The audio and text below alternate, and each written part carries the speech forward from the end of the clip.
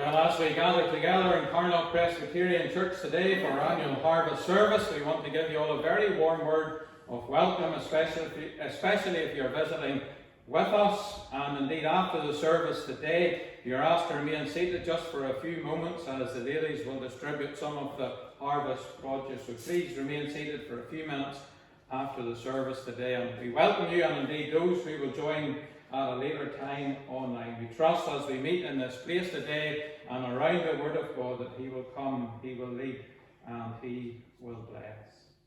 Then by way of announcement, we'd also remind you of our midweek meeting at 7:30 p.m. That is on Wednesday at 7:30 p.m. The elders meet then on Thursday at 2 p.m.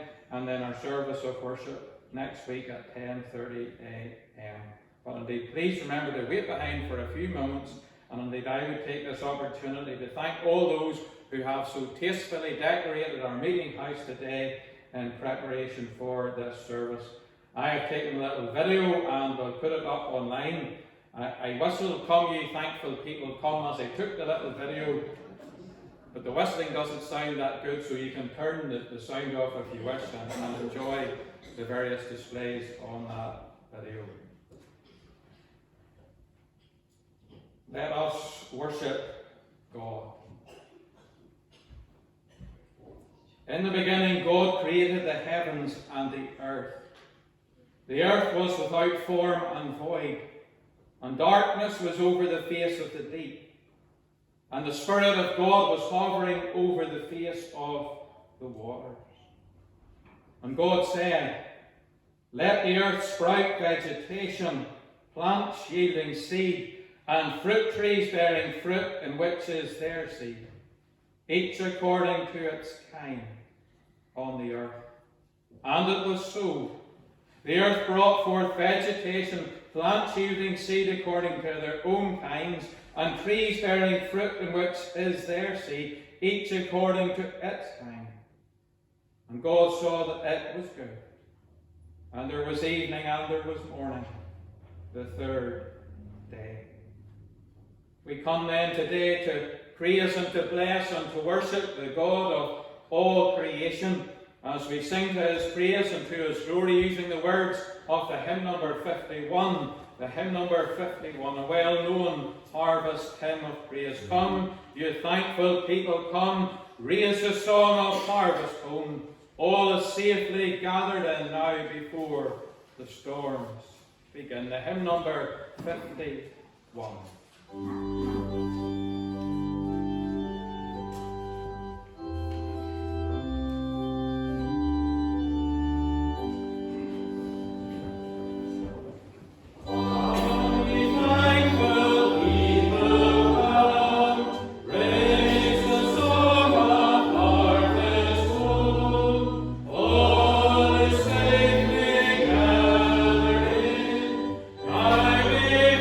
the storms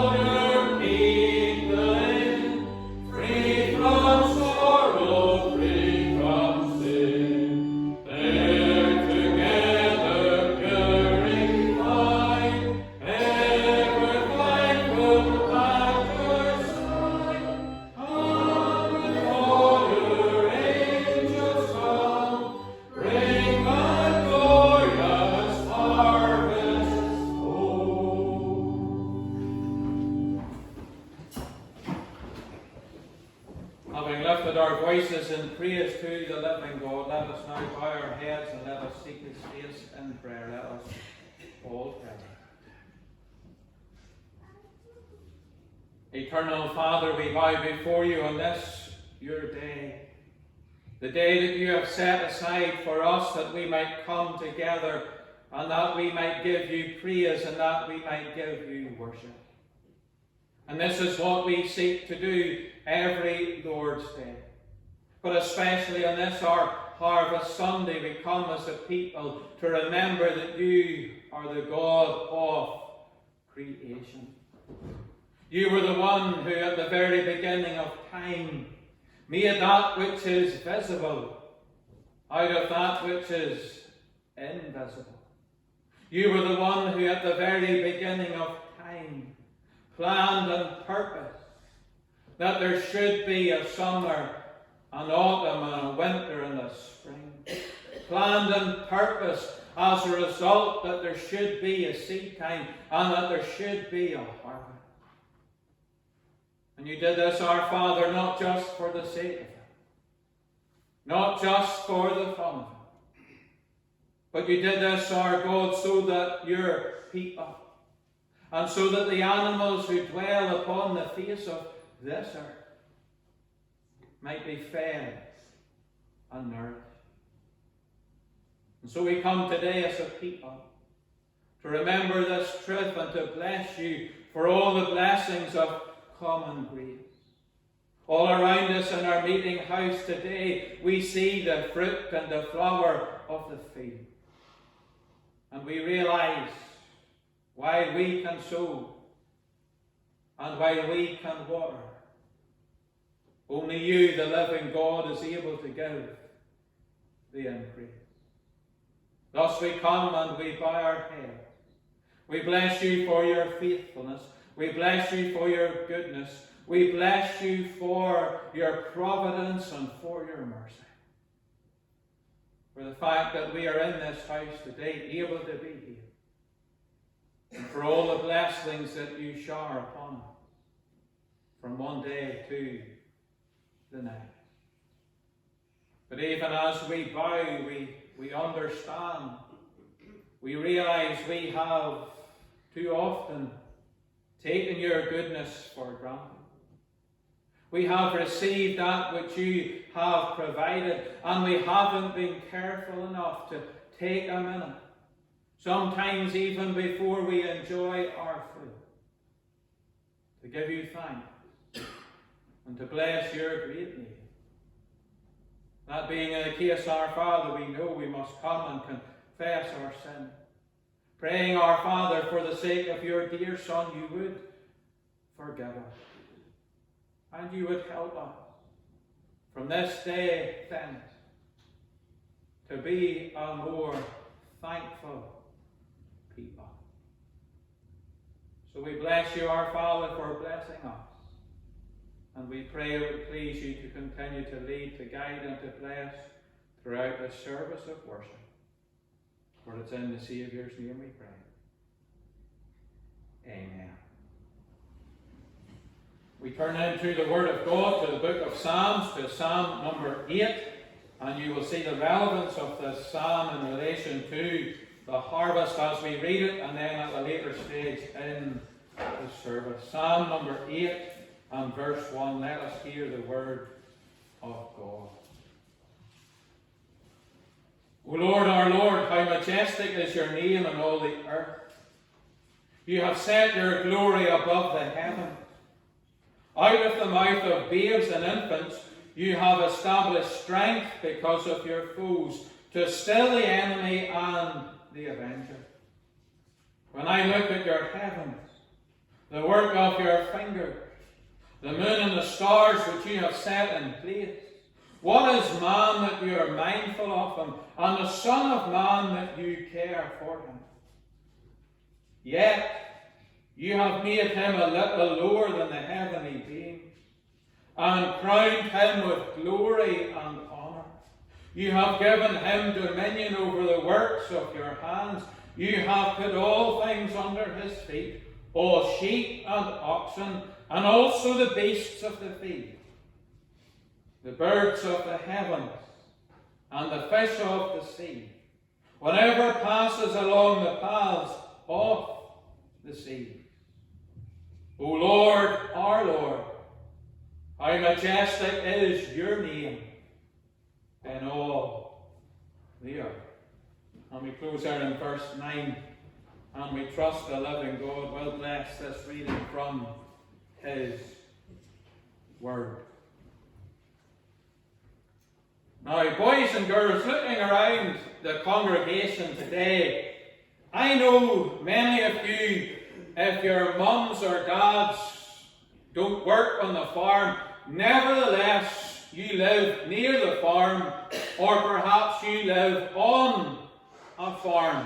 And you will know as you look around Carnlough today that this is our harvest service. You can see the cabbages, you can see the lettuce, you can see the pumpkin, you can see the tomatoes, you can see all these carrots and cabbages and leeks and grapes and all these different flowers. You can look around our building today and you can see these things. But you know, the part of the world that we live in, there's a harvest at this time of the year. And the harvest usually has to do with the final cut of the grass, or spuds, or even barley and crops like that. But I want you to think today on another county in Northern Ireland. Last week, you will remember I mentioned County Down, but this week I want to mention County Armagh. And when County Armagh people think on the harvest, yes, they think on the barley, yes, they think on the corn, yes, they think on the grass and the last cut of the grass. But they think about something else that grows in County Armagh more than it grows in County Antrim. That's right, apples grow in County Armagh. And if you go to County Armagh, not only will you find fruit trees like apple trees, but you will find all sorts of other trees. And I wonder if I were to ask you today, and this, you're right, how did you know I was going to ask you about pear trees? Because I had an uncle in County Armagh, he was a pig farmer many years ago, and when you went to his house at this time of the year, you always went away not just with a big bag of apples, but you went away with a big bag of pears as well. But there's another fruit that grows. It grows around here too. I know, for I've seen it and I've tasted some of them, even though I maybe shouldn't have. But they are called in some parts of the world Victoria. Sometimes they're called damsons. Anyone know what sort of fruit that would be? Plums. That's right, plums. Plums, that's exactly right. And then I'm thinking about another fruit. The future is bright. The future is, and there's one of them in that basket over there. Anyone know what that fruit would be? The future is bright. The future is, that's right, the future is bright. The future is orange. So there are a whole lot of different fruits. Now, oranges are not very easy to grow in our climate here because we just don't have the heat and we just don't have the sun. But we're able to grow the plums, we're able to grow the pears, we're able to grow the apples. But to get back to the apples, and you're maybe going to have to ask your mum or dad or your granny or granddad this question. Could any of you tell me the name of a very green and a very hard and sometimes a very sharp or bitter apple? I'll give you a clue. It's named after someone in your family circle who's probably a good bit older than you. That's right, it's a Granny Smith. So a Granny Smith is, I don't know why they call them Granny Smiths, but that they're hard and they're sharp, and we get them in nearly all the shops. But there are other apples, you know. One of them's, this is a red apple with a little bit of green. It's called, the first name is a royal, and then something else. A royal. Goodness. A royal gala. That's right. And then there's another red apple. And this isn't named after a granny, but this apple is named after a lady. Sharp today. That's right, pink ladies, and especially the proper pink ladies. If you're ever in a shop, and some of those who are running the shop have just put out some of the fresh pink ladies, you can smell a lovely apple perfume smell. So they're pink ladies, they're royal galas. But what do you call the apple? And County Armagh's very, very well known for this apple. And somebody in your house, I think, maybe has cooked an apple tart or pie with this apple. This apple, a what? Cooking apples, that's right. And anybody know the variety of cooking apple that's very popular in County Armagh? That's right, a Bramley apple. And you know, if you get the right Bramley apples, they used to bring them from Armagh to Kilkeel and our fair at the end of October. If you got the nicest, the most fresh Bramley apples, they could sit in the shade all winter, and you could use them right into the spring. So there are all sorts of apples, aren't there? When we think about fruit, as well as potatoes and other things at this time of the year. You know, I was thinking about that, and thinking about the catechism that we're coming to look to today, which is Catechism number 21. And the question is asked, who is the Redeemer of God's elect? So that's the question. And the answer is given. The only Redeemer of God's elect is the Lord Jesus Christ. Boys and girls and mums and dads and grannies and granddads and everybody else today. It's so important, even at this harvest season, that we do give our God thanks for all of the fruit and all of the vegetables and all of the flowers and everything else.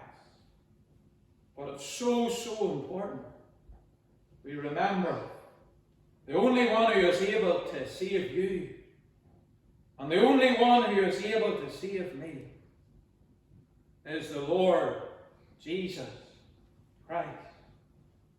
There are all sorts of apples. If you go home, talk over when you get home, and maybe somebody will mention a Braeburn apple, maybe someone will mention a crab apple, maybe someone will mention a russet apple that feels a wee bit furry on the outside but tastes lovely. Maybe someone will mention a golden delicious. All these different apples. But the Bible reminds us there is only one Redeemer of God's elect. And that is the Lord Jesus Christ himself. And if we are to be saved, we must put our faith and trust in him and in him alone. And now we're going to sing another favourite harvest hymn, number 59. Number 59, we plough the fields and scatter the good seed on the land, and it is fed and watered by God's almighty hand.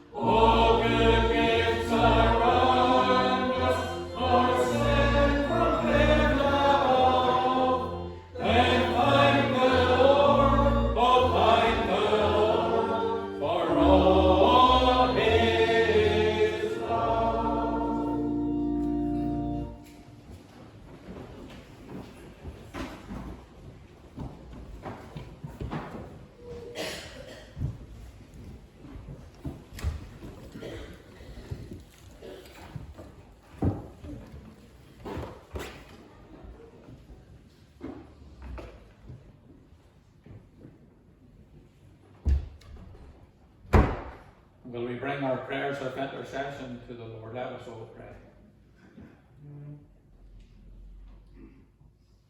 Eternal Father, we come before you today and we do thank you that you are the one who hears and you are the one who answers our prayer. And we come as a congregation at this particular juncture to thank you in relation to the harvest. You have heard, and you have answered, and you have blessed. We thank you, our Father, for a good spring. And we thank you, our Father, for a warm summer. And we bless you, our God, as a result, we have all that we need to live our lives. Perhaps on occasions, not all that we want, but surely all that we need. And having prayed to you and sought your face at the very start of this year, before even the planting, we thank you that you have heard, and you have blessed the land, and you have blessed the efforts of those who till the land. But we come also as a people today to remember those who are in need, to pray for those members of our congregation, and indeed those in our families, those neighbours and those people who are dear and precious to us. Some who have received tough news during the last number of days. We pray at this difficult time they would know your blessing and they would know your peace. But we thank you, our Father, also for those who have received good and uplifting news, and how certain individuals, dear and precious to them, have been restored and are clearly being restored to health and to strength. Will you continue to bless, we pray. And for those still anxious, for those still concerned, we pray at this time they would look to you, the living God. Call on me in the day of trouble, you have told us, and I will deliver thee. Teach us all to do so. But we come to you as a people to remember other people in other parts of the world who are not as privileged as we are. Some as a result of devastating floods, especially in the Far East.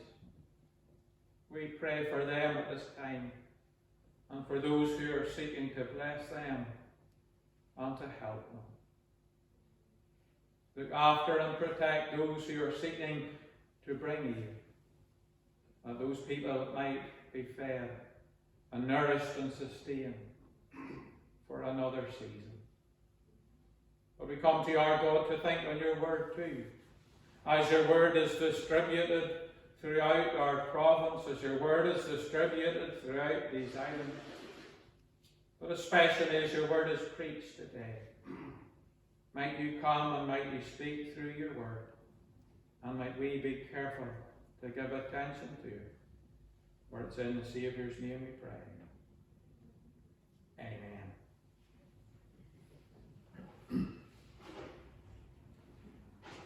2 weeks ago, you perhaps remember during the evening service, I speculated that when historians will eventually write about this day and age, they will possibly remark on the fact that people today are so easily offended. People today are so easily upset and annoyed. Well, if that turns out to be the case in the future, the same historians will surely also point out that in the early 21st century, people became confused about the very basics of life. The building blocks of life as we know it. Even something so central, so simple and so basic as the reality of male and the reality of female. But as we come to the harvest today, we surely understand that the confusion does not stop there. Because there seem to be those individuals and those groups with influence and with clout who seem to be of the opinion that human life as we know it, is no more important and is no more significant than any other life that exists on this planet.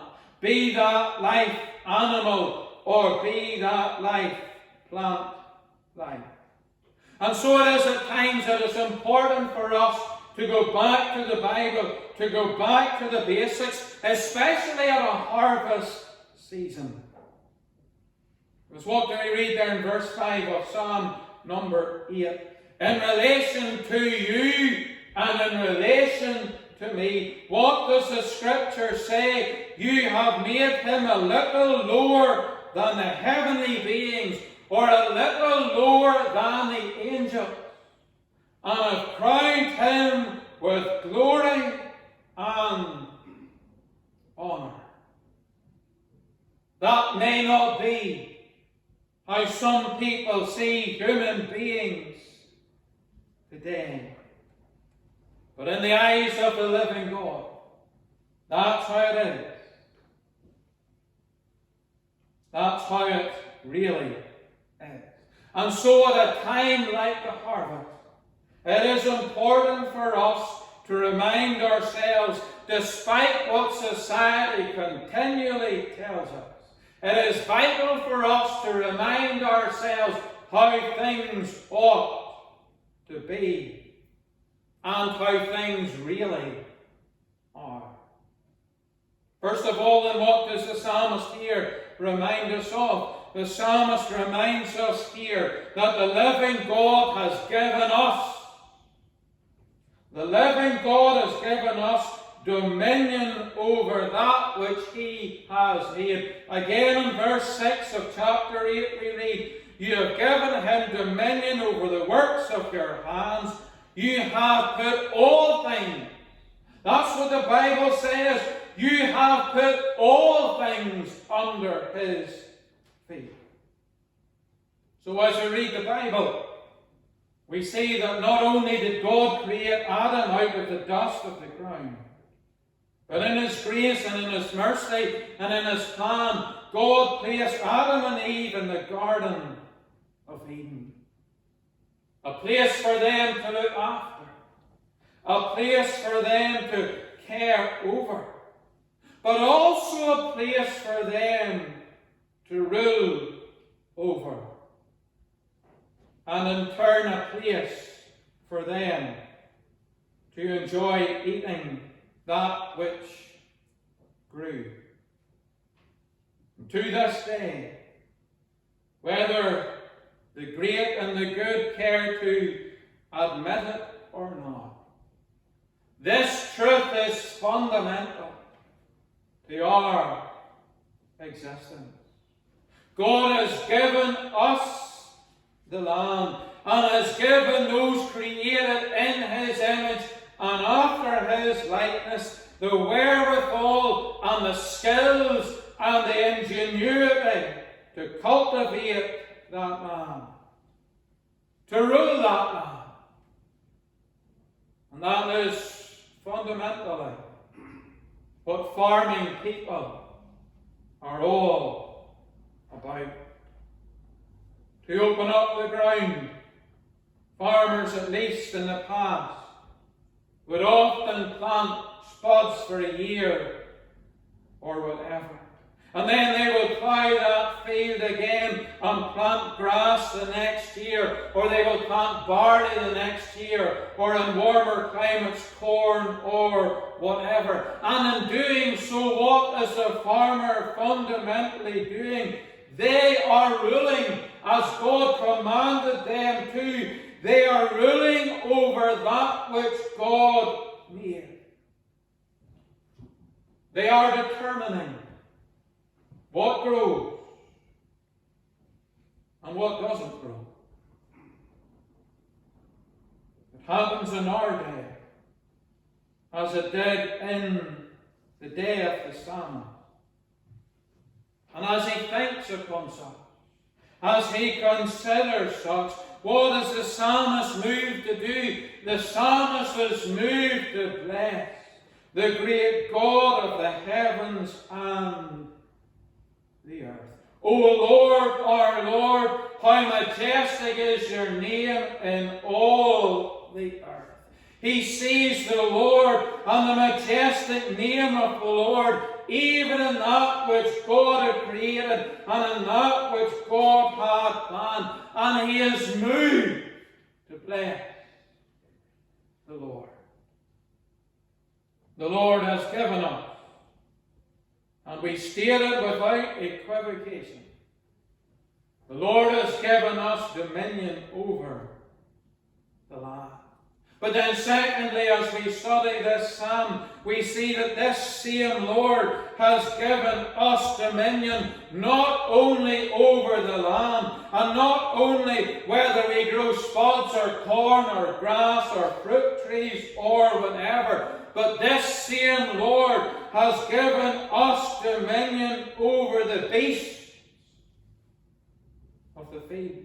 Again, verses 6 to 8. You have put all things under his feet, all sheep and oxen, and also the beasts of the field, the birds of the heavens, and the fish of the sea. And again, we have seen this, haven't we? Played out over the years. Think on the different breeds of cattle. Think on the different breeds of sheep. Think on the different breeds of pigs. Think on the different breeds of hens. And all these other creatures, the birds of the air and the beasts of the field. All these other creatures that God has given to us.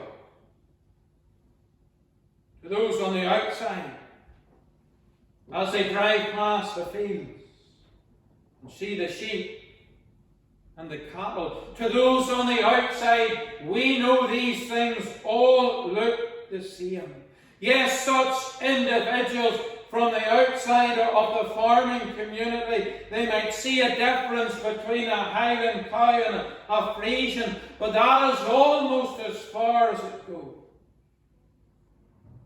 But for those who farm and have an interest in the farming, it is so very different. They know their animals and the breeding of those animals. And what is this all to do? This is all to do with the working out of the plan of God, the one who has put us in charge of all of these things, in charge of the flocks, the herds, and the beasts of the field, and even the fish of the sea. As we see even in Carnlough today, when we look out in the bay behind us and we see the salmon nets and the harbour in the middle of the village. Today it is apparent there are too many who don't like this talk. But again, at such a time as this, we need to get back to basics. We need to remind ourselves more than ever before what God said in the first book of Moses in Genesis 1 and 28. What God said to our first parents. What do we read? God blessed them and said to them, be fruitful and multiply in number. Fill the earth and subdue it. Rule over the fish of the sea and the birds of the air, and over every living creature that moves on the ground. That is what God said to Adam and Eve. That is what God said to our first parents. That was what God expected of them. And being in his image and being in his likeness, just like Adam and Eve, that is what God demands, and that is what God expects of us today. You know, strange as it may seem to the modern ear, even a dog that refuses to obey its master, in effect, is actually rebelling against God. And this is why the owner of the dog seeks to train their dog. And what are they doing as they seek to train their dog? They are doing what God has told them, what God has commanded them to do, they are seeking to rule them as God commands.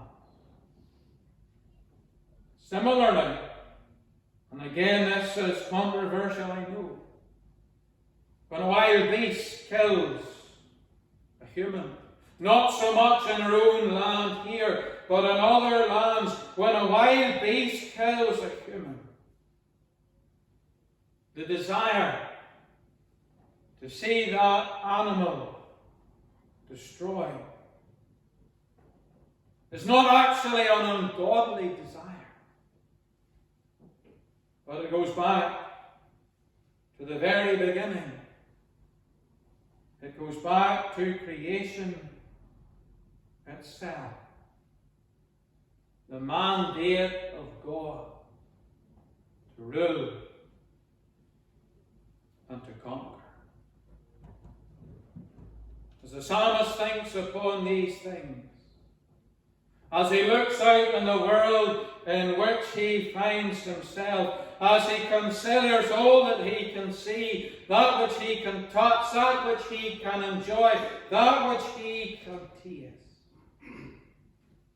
he sees God has been good in his plans, in his purposes, and in his demands.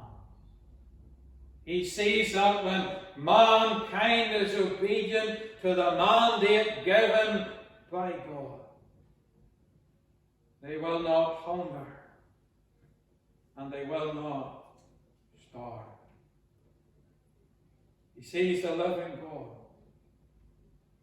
being good and providing for all his creatures, but especially for those created in his image and after his likeness.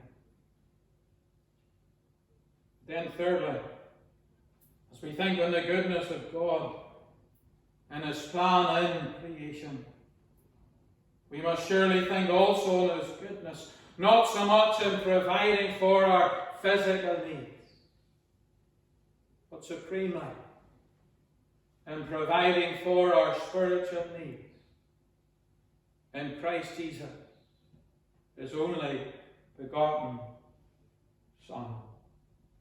Many of you will remember how when the Lord Jesus Christ came to the earth, how when he began to teach and to preach throughout the land of Galilee, on one occasion you will remember he said this, "Man shall not live by bread alone."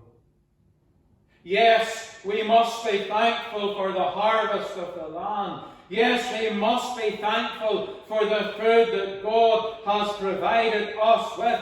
Yes, we must be thankful for those who farm the land and obey the mandate given them by God, to see that we are not hungry, to see that we do not starve. Yes, we must be thankful for such. But Jesus goes on to remind us, that's not enough. We cannot live by bread alone. And surely if the coronavirus and the respective lockdowns taught us anything, they taught us this fundamental truth of human being. That the lockdowns taught us, we're not battery hens. We cannot thrive and we cannot really survive, and we fail to be what we have been called to be if we are isolated, if we are alone. All those years ago, what did God say to Adam? It is not good that man should be alone, because God has made us into a people who need other people. We cannot live on bread alone. But then Jesus goes on to say, doesn't he? But by every word that proceeds out of the mouth of God. Doesn't that remind you And doesn't that remind me of the most important need of all? The need to have our sin forgiven, the need to have our sin taken away, the need to have our sin dealt with, the need to have our sin covered. And we can only have that sin dealt with, that sin taken away, and that sin covered, if in simple believing and trusting faith we seek the Saviour who bore our sin in his body on that tree. Yes, we must be thankful for all these things that God has made, for all these things that God has blessed us with. But supremely, we must be thankful to the Lord our God for sending his Son to save us from our sin and from the consequences of that sin, and how we can know such forgiveness, peace, and salvation, if only we will turn away from our sin and we will trust in the Saviour. Let us pray. Our gracious God, we bow before you today, and we realize far too often in our thinking we are shaped not by your word, but we are shaped by this word that tells us without doubt and with complete certainty that things are not how they really are. May we see that. May we understand that. And may we turn to your word at all times for light, for guidance, and for direction. For it's in the Saviour's name we pray. Amen. We close then as we sing the psalm that we have been considering. That is the Psalm number 8. Psalm number 8 in the second version. O Lord, our Lord, how excellent in all the earth thy name. The Psalm number 8 in the second version found at the beginning of our book.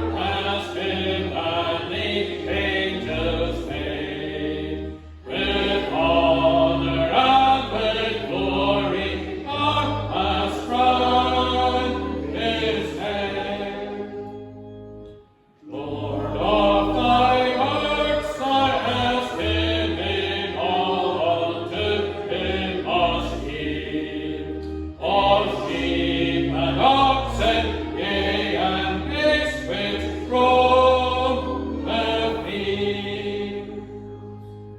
Fowl of the air, fish of the sea, all that pass through the sea. O Lord, our Lord, in all the earth, I praise thy name. And now may grace, mercy, and peace from God the Father, Son, and Holy Spirit be with us all this day and forevermore. Amen.